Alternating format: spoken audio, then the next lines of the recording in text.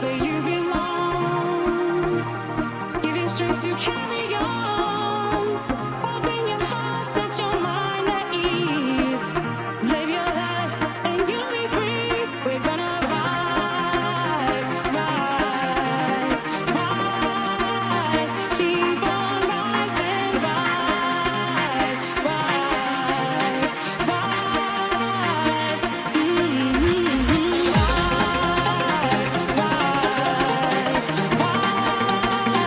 Keep on rising,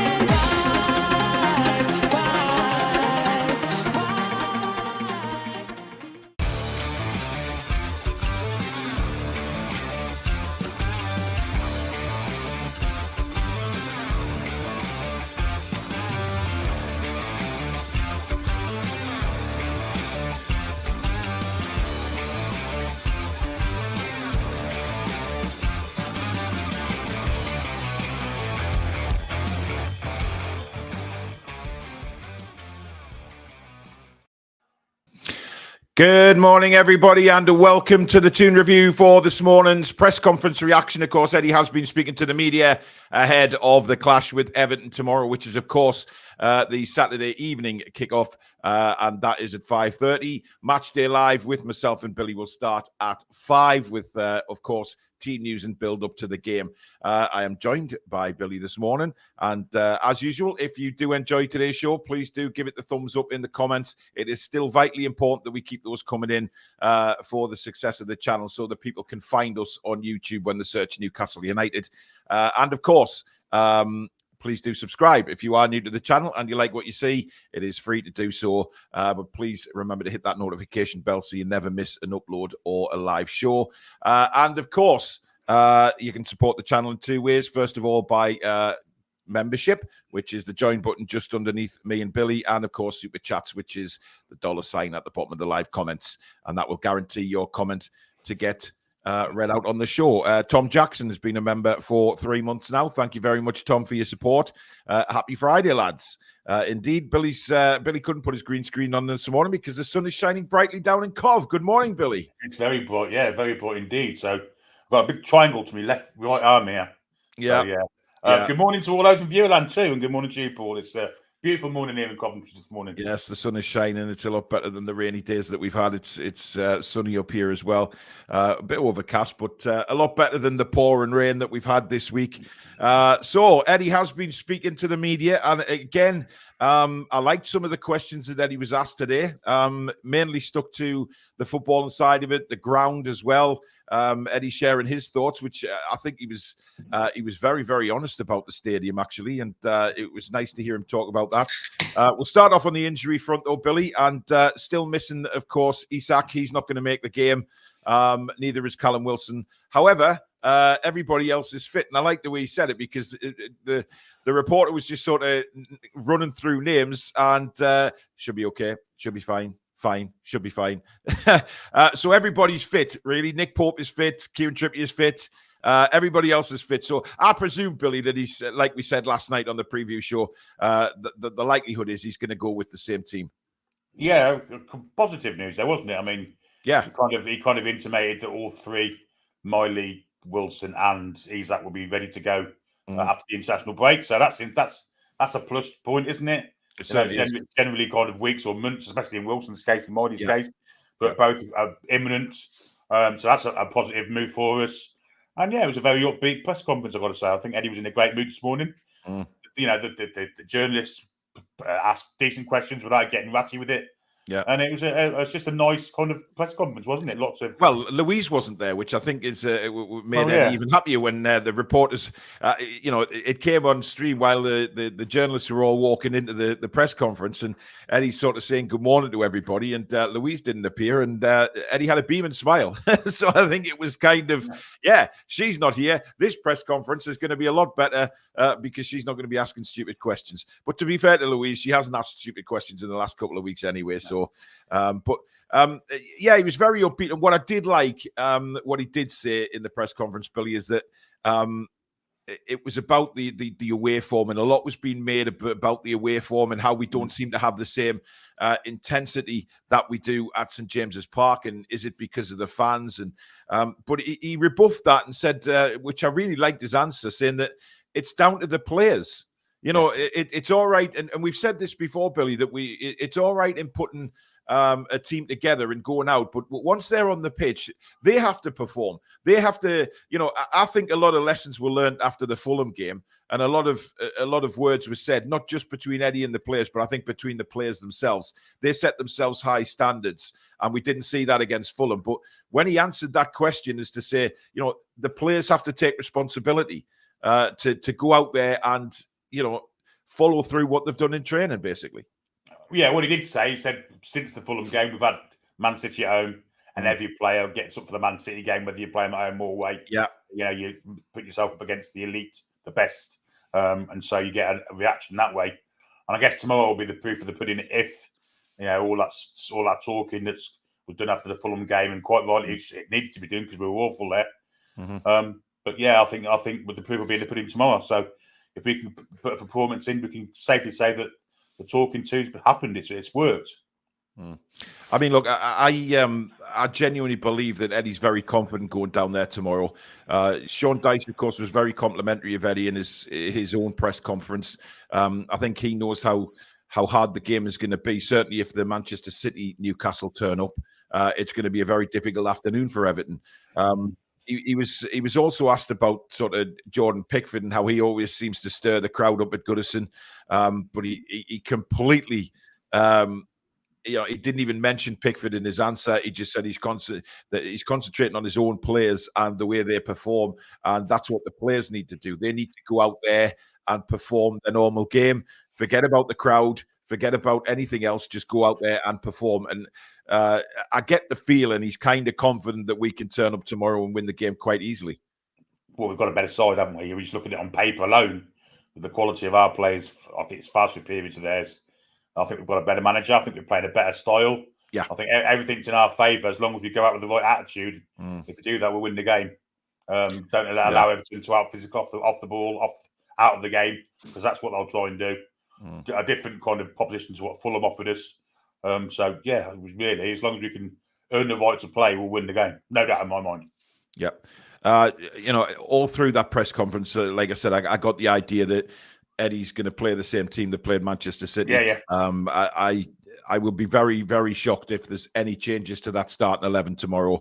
I think he's confident that these guys are ready to go. And of course, he was asked about the international break, and you sort of get an idea of the frustration from a manager's point of view. He says that we're finding our feet now, and we're getting ready to go again. And the players are on a certain level now, and getting to 100% fitness, and then they disappear again for a week and a half. So you can see really his frustration, and you can understand that because if we go down there and thump Everton tomorrow and play really well again, you want the consistency of going back out and keep playing. You don't want to have a 2-week break where you're sort of putting the brakes back on and having half your squad missing through an international break, coming back a couple of days before the Premier League kicks off again. Well, he kind of intimated that if they're playing for the international, the countries, it's fine. Yeah. If they're not, then they lose a bit of fitness and game match fitness, if you like. Yeah. So hopefully Anthony Gordon can get picked, and so can, or Nick Pope's not going to get picked, is he? But I think it's less important for a goalkeeper. But all the other international players that are going out on duty, they can get themselves games, and it's not so bad. But he said if they don't, then they kind of have a step backwards. But it's not too much. It's only a week away, isn't it? So yeah, absolutely. Distracted Hodgson says, if we can ride this roller coaster with the current team we've got until the January transfer window, it will be great to end. It will be a great end to the season. Gordon will be well up for this. However, TTR.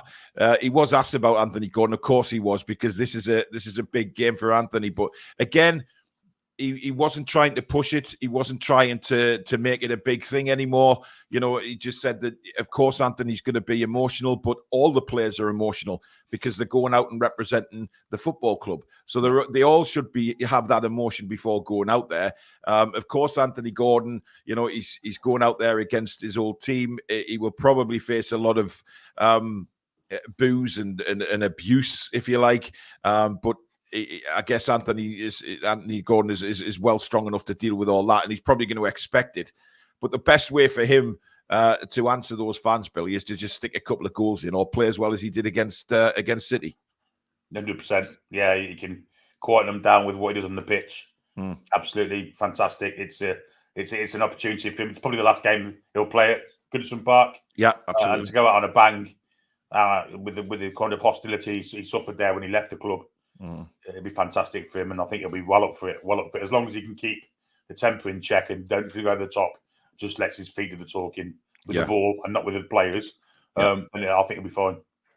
Michael says, last game we were definitely miles better, but don't know where all the confidence is coming from. As apart from that, we've been absolute shite. Big game for Eddie tomorrow, this one. Yeah, but Michael, you can only go off your last game, all right? And yes, I guess he mentioned the Wimbledon game, but he said that that was understandable because of all the changes he made. But if you're talking about the previous Premier League game, it was against Manchester City, and we played bloody well. So you can only go off your last Premier League performance, and I think that's what Eddie made. He made a point of in the press conference, Billy. Is he kind of downplayed the Wimbledon game, said that's gone now. We're through to the next round, if you like, and now it's back to the bread and butter of the Premier League. And he mentioned that Premier League or the Man City team has to go out and do the same again. And we can't keep saying, "Oh, we've had a bad start to the season," because that's been and gone now. We're in a very good position in the Premier League, and if we go and win at Everton tomorrow, it puts us in a hell of a position going into the international break. I think we can finish fourth if results go our way. Yep. So being fourth in the table, back to where we've been before. So I think it's important that we look at the last Premier League game and not games before that, because it is a test. And I think Eddie made a point of saying that, Billy, is that they have to go and play the same way again. It's all right raising your game, like you mentioned before, against Manchester City, but now it's Everton away. They have to play with that same intensity. Well, if they go there tomorrow and get beat and don't show up, then they've done all the work they did against Man City. So absolutely, it's a complete waste of time for them. Eddie will have them up for this game. We got beat there last year quite convincingly. It was Kieran Trippier's worst game in a Newcastle United shirt. That was awful. It was at 4-3 goals, really, that we conceded. I don't think Eddie had his greatest day at the office either, with how he was changing the team around, panicking and moving positions really quickly. Just a really bad day at the office. Eddie's a boyhood Everton supporter, of course, so another reason why I want to go there and give them a good idea on the last game. Yeah. And I think we'll do so. I really do. I'm looking forward to it. I'm optimistic. The way we played last week, as long as we can continue in that vein of form and not go back into our Fulham vein of form, we're going to win the game. No doubt in my mind. Jimmy Barr, thank you very much for your super chat, Jimmy. He says, I've just finished work, going back to the start. How are the lads and lasses? Hit the like, people, and don't forget to vote for War Team at the YouTube Awards. Thank you very much, Jimmy. Matt Smith says, I think we will win if all players keep their cool. I can see at least 5 yellow cards. Everton, a big physical team. Yvonne says, changing the subject, Paul, best wishes to Susan regarding a positive result in her recent health issues. Thank you, Yvonne. She's actually at the doctor's now. She's down there this morning. She rang them this morning to make sure that they fully understood the pain she was in and to try and get something done. So just waiting of her coming back from the doctor's surgery in the village, and hopefully with some positive news about what they're going to do, because she was up again through the night. It's not nice, but thank you everybody for your best wishes. She's really took a boost of how nice people have been, and the fact that our new YouTube channel, Billy, was on 6 subscribers last night, and it's on over 100 now. Brilliant. Which is pretty impressive. And the fact that she already had a couple of trolls putting comments in, and she's just battered them away by replying to them very sarcastically indeed. So, yeah, she's loving it. But it gives her a real sort of positive outlook when she's getting so many lovely messages from you guys. So thank you very much. Alexander says, most important thing outside a win is for the players to take care of themselves and hydrate. Too many players have been cramping. This is something that I thought might have been asked in the press conference, Billy, is is Eddie concerned about all the cramps that the players are getting? but maybe that's just because it's early season, and they are certainly against Manchester City putting in a hell of an effort. It's not just Newcastle United players that we've seen cramping up. We saw it a lot. Arsenal had to take a few players off at the Etihad because of cramp, because of the work they put in the second half defending. So I guess it's just part and parcel of the game, Billy. It's certainly not down to nutrition or hydration. The two of them getting it at the same time, Toon Army and Trippier. So when it wasn't really close to the end of the game, it was kind of 65, 70 minutes.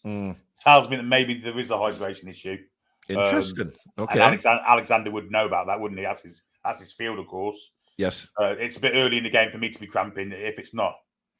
Yeah, so I'll kind of agree with Alexander. The ones that Lewis Hall had the week before, or the 2 weeks before, when he was like near the end of the game, getting cramped, then it's a different kettle of fish. But when you cramp it up at 65, 70 minutes, I'm thinking it's well, to coin a phrase is cramping or dark arts, bit of both. Yeah, but you wouldn't want to take Tonali or Trippier off, would you? No, not at that stage of the game. I mean, yeah, there were huge players at that time of the game to take them off.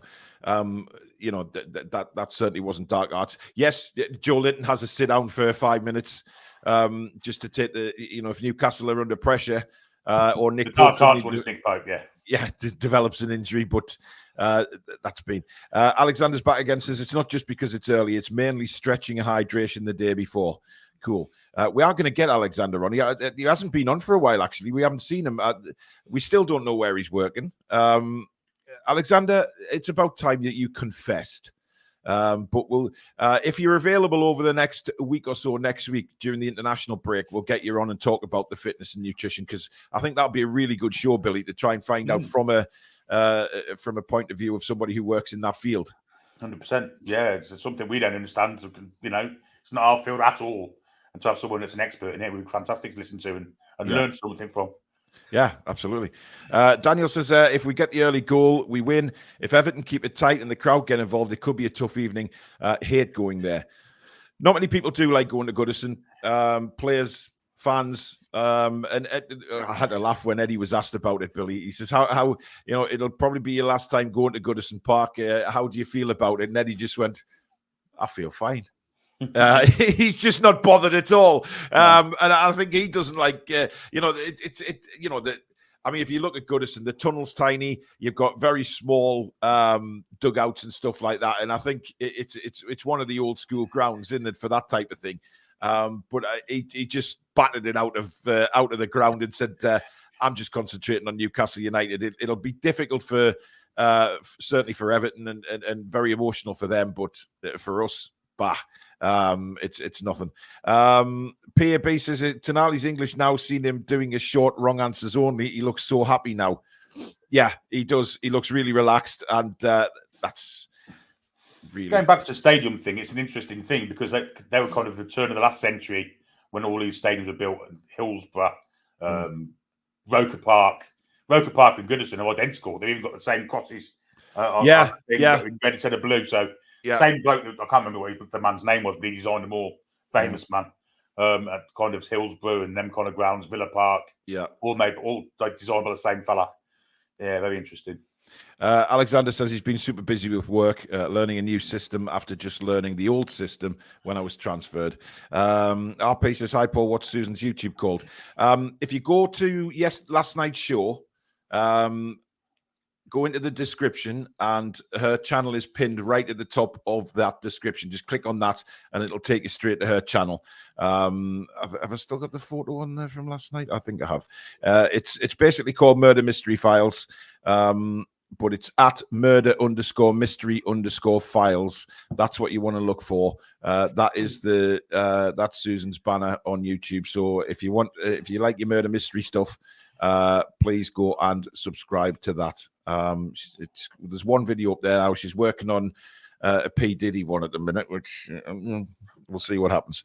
You want to be careful with that because of well, no, she's just doing the story so far. Right. What's happened so far, and not just allegations have been made. Obviously, that's what she's put in it. So just the story so far. The Glenn Gazelle one's a good one to look at. Yeah, or those brothers, I think, as well, Billy, the Menendezes, yeah. the Mendes brothers.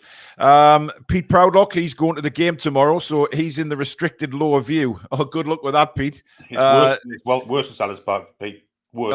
Oh, it's terrible. It really is. It's terrible. Chipper says, I'd love Gordon to get a hat-trick at his last game at Goodison. Shithousery at his finest. Matt says, I think we should look at Everton Stadium situation when they move, because they're similar to us regarding atmosphere in their new stadium. Nadro, listening from work at 5:21 a.m. in Houston, Texas. Love you guys, the most reliable Toon channel. Thanks you very much. That's very, very kind. Now, of course, Billy, he was asked about the stadium, and it was fascinating what he had to say about the Newcastle Stadium, because he sees it. I get the feeling he'd love to stay at St James's because of the special atmosphere. Obviously, he mentioned when he came here with Bournemouth the last time. Obviously, Bournemouth won the game, which he made a joke out of. But he went away and said, "This is genuine." That me and my staff thought, "Wow, what a place to play football." And of course, he was then further asked about what's been his favourite moment since the takeover, and it said. Getting appointed Newcastle United manager, and then the Bruno header against Leicester, which he sees as the turnaround in the fight against relegation in his first half season. But talking about the stadium, he understands that the need may be to move St James's Park and rebuild it somewhere else. But he mentioned what we've all said about, you're coming into the city and it's the first thing you see is St James's Park and the city skyline, and it's a very, very special ground. It's unique. There's not many grounds bang in the city centre like that. And but he also said about the revenue and things, it has to improve, and clubs have to move forward, and difficult decisions have to be made when trying to move a club forward like that. We've seen it with other clubs, haven't we? The West Hams, the Spurs, the Arsenals have all improved their status in the game. Certainly Spurs and Arsenal have. Arsenal are now competing for the Championship, for the Premier League year in, year out. And they couldn't get top four before this new stadium came along. So, yeah, it's going to be a big thing for us. Whether we move, I'd rather it be built on the same kind of site, if I'm honest. Like you say, it's visible from all over Newcastle. It's up high. Everyone can see it. It is a cathedral on the hill. But unfortunately, can we rebuild there? We don't know. I guess the people in charge are looking at all options, and if we can get it there, I guess they will. But I just don't want it to be some identity stadium out of the town somewhere. Yeah, I think that's the important side of it, isn't it? Well, there's loads of them. You've got the Riverside Stadium, you've got the one up the road from me, the CBS. They're all identity stadiums, and in the middle of nowhere. It has to be. I think what Eddie was alluding to as well is it has to keep that special feeling, because it is a very special feeling. Whatever you think about the atmosphere at St James's, sometimes when it is rocking, it is rocking. And there's very few grounds like that across the world that would give you that kind of intense 12th man feeling, if you like. And Eddie did allude to that when he was asked about the home and away form, and the crowd play a huge part in pushing the team to keep going and things like that. And it would be very strange. I mean, we're talking as old school Newcastle fans, Billy. We followed the club for decades, and the thought of not playing home games at St James's Park is very strange to us. But as the Arsenal, the West Hams, the Manchester City old school fans, I've seen videos certainly from when Manchester City moved away from Main Road. Some fans did videos on the old VHS recorders, and there was one particular one I watched that they had an open day, and fans were allowed to come in and look around behind the scenes in the ground, and season ticket holders were allowed to unscrew the seats and take them home with them. There was people playing football on the pitch. There was all that kind of thing, and it was a very emotional video. And then it went on to show the demolition of the ground, and it's a little bit haunting, if that makes any sense. When you kind of, certainly for me and you, we've watched hundreds of games on TV or been to Main Road, and watching that get demolished was quite emotional for me, because I'm thinking, if I feel like that, then God knows how the Manchester City fans were feeling. Those that have spent decades going to Main Road, and I think that's going to be the same for us. Well, I've seen it obviously close hand from where I live in Coventry, Highfield Road. Highfield Road, yeah. The fans didn't want to leave there at all. And it's now a housing estate, strangely enough, with a little plaque there saying it's now this used to be the site of Coventry City Football Club, and now it's not. It's moved up the road into a different area, nowhere near anywhere where it wants to be. Really, it's out of town. It's good for traffic, but for people living in Coventry, it's not really. The Romantics didn't want to leave. A lot of the Romantics still crave for Highfield Road, but I guess it hasn't worked for Coventry City because they're now a Championship side. But it's not gone well, has it? It's different with Newcastle United. Well, it's not even owned by the club; it's owned by Mr. Ashley, of course. So, yeah. Well, I think that the whole concept of moving stadium, for us, is that it will be all owned by Newcastle United. There won't be any of that going on. But Eddie did make a point of saying that the club has to, secure itself for years to come. It's all right just talking about the special feeling that you get at St James's Park, but you've got to look to the future and think, if the club needs to take itself forward. And I think that's what all us old school Newcastle United fans need to realise as well, that the club needs to move forward. It can't stand still. Times are very, very different now. Revenue is of a priority, and a new stadium would give us that revenue, Billy. Yeah, 100%. An 80,000 stadium, you could fill it week in, week out, and that improves your PSR and all that. Just the original outlay, isn't it, that kind of costs you? We saw Arsenal not being able to spend. Wenger's last year's at Arsenal couldn't spend because of the stadium. Spurs were the same, really. They had to sell the likes of Bale and that so they could keep buying players. But it's something you can get around. I'm still a St James's Park man, but if it has to be, it has to be. Simple as that, really. Yeah. Dan makes a very good point. Thanks for your super chat, Dan. I know the idea of a new ground upsets a lot of people, but we blame Howe and the management for not being ruthless, but we don't want to do the same.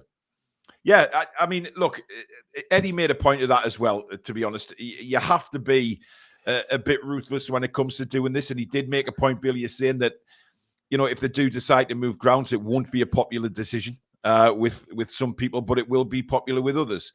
And vice versa. If we decide to stay at St James's Park and redevelop that, some people won't be happy with that because they want a new ground and other people will want to stay. So I don't think it matters what decision that they make. There is still going to be, some fan base upset and then some not. I don't think you can compare the Eddie being ruthless and us not being ruthless about the ground, because you're talking about 130 odd years of history. That's the difference for me, and not just a selection of a team every week. You can't really compare them. Look, I think we just need to be prepared and sort of deal with whatever decision they come to. But I said this last night. I just get the feeling that they are trying to drop little subtle hints in now and again that the probability is that we're going to have a new stadium. And it's all about getting that new stadium right. I mean, I've seen some comments come in from viewers there saying about West Ham, the situation there. And I think they were a little bit different because the stadium was built for the Olympics, and then it just all happened from then. Gifted to them, wasn't it, by Boris Johnson? It was gifted to them, yeah. So they didn't really have a choice in building their stadium. I think if you ask a lot of West Ham fans, I think the majority wanted to stay at Upton Park because, like St James's, Upton Park was a very special ground. And, it had been, they had redeveloped that in very recent years, Upton Park, with new stands and things like that. And then all of a sudden, they were moving to the Olympic Stadium. And it's not great, for atmosphere and things like that. The Emirates just took a while to get going. But look, Arsenal had to move from Highbury. They couldn't redevelop that ground for where it was situated. They couldn't build onto it. Of course, they tried. They rebuilt the stand behind the goal, didn't they, at one stage? But it was never going to work. And Manchester City as well, Main Road. But then again, the Etihad was built for the Commonwealth Games, wasn't it? So there's been a few grounds built for athletic purposes, and I don't want to see that kind of stadium. Where there's lots of space between the pitch and the fans. That's something I think they have to get right, because the fans need to be close to the pitch like they are at St James's. Yeah, it's got to be. It's similar to like the Dortmund Stadium. I would like, somewhat closed in but big, huge, intimidating, hostile. That's what you want. You want it to be a fortress. You want the fans to count. I mean, can you imagine the Gallagher end like the yellow wall now? I mean, it would just be incredible. And you talk about sort of atmosphere. That Dortmund Stadium is one of the best for atmospheres, and the German fans are incredible anyway. But it was just that intensity, that yellow wall is just it's built. It just goes up and up and up, but it's on top of the players, and I think the players prefer to play in environments like that as well, don't they? 100%. Yeah, of course they do. It's like the FA Cup final being at Wembley. It's not just the cup; it's the fact that you're playing at Wembley, the biggest stadium in the country. Yeah, the atmosphere that brings, and you want to play in front of the more people as possible, and increase your profile, isn't it? That's what it does. Yeah. I'm looking forward to anything that goes on, but at the end of the day, we're going to get a higher capacity, whatever we do. We are. Eddie alluded to that. He said that even if we get an 80,000 seat stadium, we'll fill it. He knows as manager of the football club that the demand is there for that kind of capacity and that kind of filling the stadium. He says, I still think with 80,000, you'll still have people that won't be able to get tickets though. Yeah. Absolutely. But there's this stupid rule about Wembley, which is it's a pain in the arse, that is. Alexander says, I remember in Miami when the old Orange Bowl got demolished. It broke my heart as I shared my first football game there with my father and first date with my ex-wife. Ex-wife, Alexander, a special place. Well, I see exactly. I take your point. There's a lot of stuff like that. Kids like myself remember and walking into the Gallagher end for the first time with my dad in the 80s. That special smell that you will, that you just will smell forever with the outdoor toilets and stuff. But it was our ground. It was St. James's Park, and you loved it. And then the absolute limbs when we scored in the Gallagher end, and all the kids used to end up at the front, and then you just waited for your dad to come and get you when the game was finished. Just unbelievable memories. But the thing is, Eddie made the point as well of saying that, people will have memories, but memories also need to be made. When he was asked about the PSG anniversary, he said he'd only watched it once to sort of analyze the game. Of course, he's seen the goals since, but he says it's our job now to build new memories and not look back at old ones. And I think that's the same with the football ground. You'll have your memories of St. James's Park. Everybody will. But if we do move, new memories will be created. 100%. I mean, you used to get stanchions in the middle of the ground, didn't you? Little metal stanchions that, when there was lots in there, you get crushed against them. It was horrible, but you still went each week standing. Of course, it was standing there, wasn't it? It's it was different. It was a different way of watching football. Yeah. But they've kind of maintained it, so it's moved it with the modern age. To me, it's a modern stadium, even though it's a bit lopsided because I haven't been able to go all the way around because of the building things. But it'll be a real heartache to leave. I'll still. I mean, if that wasn't a problem with those listed buildings, they would just have a bowl like that all the way around. Yes, I'm under no disillusion about that at all. They would build onto the Gallagher, and it would go all the way around the football ground, and then they wouldn't have to move. What a skyline that would be, by the way, coming into Newcastle, seeing that. Lady Sam is in the chat. Of course, Lady Sam will be back with us on TTR Friday tonight. So who will she be whining about? Who will be Billy's beef? It was an absolute belter of a TTR Friday last week. A really good laugh, and certainly gave people a very good laugh coming into the weekend. So hopefully we'll have a bit more of that tonight. But finally, Billy, I want to talk about Joelinton because Eddie was asked about this, 4 yellow cards things, and does he? I thought the questions that were asked about Joelinton were really good, because they asked, do they want to take that, tenacity and nastiness out of Joelinton's game that he's got? And Eddie said, no, you can't try and take that out of him because that is the player that he is. And that's what he gives the team, but he has to use that in the correct ways. And what we've seen about Joelinton is that sometimes if he's getting a bit knocked around, he can tend to sort of lose his head a little bit. Yeah, well, 2 yellow cards this year have been for like pulling the goalkeeper down, just to delay a throw. Yeah. I mean, they're the ones that would make Eddie pull his hair out, I would imagine. Yeah. I know what he's doing it on. He's trying to do it for the benefit of the team. But the odd rash tackle here and there, you can legislate for that because that's the way he plays the game. He's a physical midfield player. Yeah. But the silly ones, the little niggly ones, they're the ones he's got to cut out. Dissent, kicking the ball away, that kind of stuff. When he can cut them out, you can live with the ones where he gets the bad tackles because that's part of his game. Yes, it's true. Lady Sam says build a new stadium, by the way. But what we'll do is on TTR Friday tonight, we'll put a poll up and see who wants to move and who wants to stay. I think that'll be an interesting one to have a look at. But obviously, the thing about having a new stadium for me, the best thing about it is you haven't got you play St James till it's built. You know what I mean? So you don't have to restricted attendances or having to play somewhere else, which does affect revenue, of course. Exactly. Which I think will be on the mind of a lot of people. I agree with that, Billy. It's a good point. But we'll do a poll tonight on it because obviously we'll have more people watching. The evening show because obviously we have a few people at work. We'll try and not get anybody that's in the bath this week. Dear God, I mean, we still haven't recovered for that. Poor Lady Sam. I mean, dear God, it was treacherous. Tangy says, "Yep, agree. Most of Joelinton yellow cards are born out of frustration. The last 2 games, J7 has been much better in his response.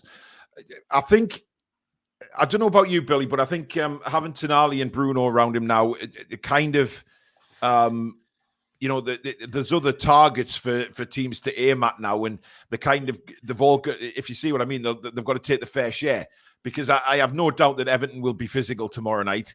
They will try and disrupt our rhythm, try and disrupt that midfield from playing at all. So it's up to our midfield to show the qualities, stay calm, not get rattled by them, just play our game. Yeah, you've got to out-football them, and we should be able to do that as long as we stand up to what they're going to throw at us, because they are going to. Tarkovsky's going to kick Gordon early doors. There's no doubt in my mind about that. Yeah. Ashley Young will be diving around like a twat, like he always does. Mm-hmm. It's just about not rising to it, and then play the football that we can. The fact that Tonali's in there now, not Longstaff, it means there's a lesser workload for the midfield 3, and that kind of helps Joelinton also, I think. But Eddie did say it's up to the player himself. He has to sort of be very aware of his own self-discipline. So I kind of got the impression that he's not happy about the yellow cards that he couldn't do anything about. But he said sometimes when you play that kind of position in midfield and you're a ball winner, you will make tackles, you will be slightly late, you will get booked. But it's the other side of it that I think Eddie kind of pressed on, like you said, Billy, the silliness with the goalkeepers, just don't lay a hand on them, just stand in front of them on the edge of the box. You can't get booked for that. You're outside the penalty area. We've seen Callum Wilson do that many, many times to try and put the goalkeeper off the goal kicks. But I want to see I wouldn't like to see anything taken out of Joelinton's game, Billy, because I think it is self-discipline. Yeah, you're going to get knocked around a bit. You're going to get, some late tackles on you and stuff like that. But that's to upset your game. And the best way, from dealing with that is just to go and keep playing your game and just prove that you're not getting to him. Well, if he plays to his best, he'll hurt Everton. Simple as that. And that'll, just the fact with his football, to let his boots to the talk. And again, it's a case of creating stuff and scoring goals and making space with the players and beating players just by being a better footballer than what Everton have got in their middle of the park. Yeah. Straightforward for me. And he could do that, no doubt about that. Anthony says anything on the leases could be bought. I'm sure lots of time yet to help transition for a new stadium. Isak, what I want, Billy in the Bath could be a new segment to the show. I don't think No. so. David says, I love St. James's Park. Many great memories, but won nothing. Need to move on. New stadium for me. We need to take advantage of having rich owners while they're willing to spend, and they're here. Excellent point, David. It's not, though, is it? Every trophy we've ever won been won at St. James's Park. Yeah, but I think what he means is we haven't moved. For a lot of Newcastle fans, Billy, we've never seen them win anything. 69 was the last time we won something. I don't think that's down to the stadium. No, but I get what he's saying. We haven't, for us, our generation of fans, we haven't seen us win anything. No, and maybe it could be a whole new start at a new stadium. Just rewrite the history books, say goodbye to St. James's. Thank you. You've been absolutely incredible. What a stadium. But now the time is to move on and see what we can do in a new stadium. So I kind of see his point. But listen, we're old school. St. James's is just it's heart-wrenching, but at the same time, you've got to go with the times, Billy, unfortunately. Yeah, I guess so. Gareth says, if we get a new stadium, can we sell hotels to ourselves? Asking for a Cockney friend. I mean, that would be interesting to see what maybe they build onto the stadium as well. Like, are they going to put a training, like the Etihad now has? I mean, Man City have spent a lot of money redeveloping that area. Obviously, they've got the women's ground right next to the Etihad. Yep. And, the training facilities are very close. And I think, doing something like that will certainly be on the minds. But listen, that's for people who are very, very qualified to design those type of things. Baz Down Under says, say goodbye to St. James's with a Premier League win. Oh, wouldn't that be incredible? Winning the Premier League in our final season at St. James's Park. Wow. That would be pretty incredible. But then you'd have some of the fans that are saying we haven't won anything. We don't want to go. We want to go. It's going to be a bad omen to move now. You just, that's the thing. You can't win. And I think Eddie alluded to that many, many times, that you just can't win with everybody. And it's the same on here. When we give opinions, not everybody agrees with them. You can't please everybody, unfortunately. And that's just life. You think you're doing the right thing. It might not be the right thing in another person's eyes. But that is just the way life works, unfortunately. And will never change. But there you go. That is the show done and dusted. Don't forget, 7:00 tonight, TTR Friday. The four of us will be here. We'll be talking more about the new stadium, getting everybody's thoughts on it. We'll put a poll up where fans lie. But don't miss it. It was a brilliant, brilliant show last Friday. We had a really good laugh. We talked football. We talked nonsense, as we normally do on a TTR Friday. It's just if you've never watched it, it's just a show to welcome in the weekend and celebrate the end of the week with a good laugh. And that's what we try and do on TTR Friday. Of course, we've got Billy's Beef, Sam's Wine, Shamed by Stad, all the usual stuff. And of course, we get you guys on again later on in the show. We had a lot of new people come on last week. We want the same again this week. Loads of new people. You don't need your camera. You just need a mic if you don't want to come on camera, and just treat it like a phone in. So some brilliant points mentioned. It was brilliant. Peter won't be on tonight, Billy. He's normally the first to press the button. It's Archer's birthday. So happy birthday, Archer. Hope you have a good one, buddy.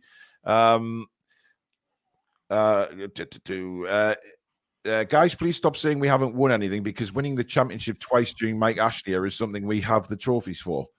That's quite right. It is right, but it's not quite the same. And the Intertoto. Oh, come on. Now we're stretching. The bloody Intertoto. Whoever thought of that bloody thing was mental. But thank you very much, guys. Thank you for all the kind words about Susan as well. I'm sure she'll be delighted, and it will give her a lot of comfort. Go and subscribe to our channel. If you want the link to that, that is pinned at the top of the description of last night's preview show. It'll be in the description for TTR Friday as well tonight. But thank you very much, everybody, for joining us. Mods, thank you so much. Billy, thanks. And, of course, you guys out there. Over 700 watching again this morning, which is it's incredible for a morning show.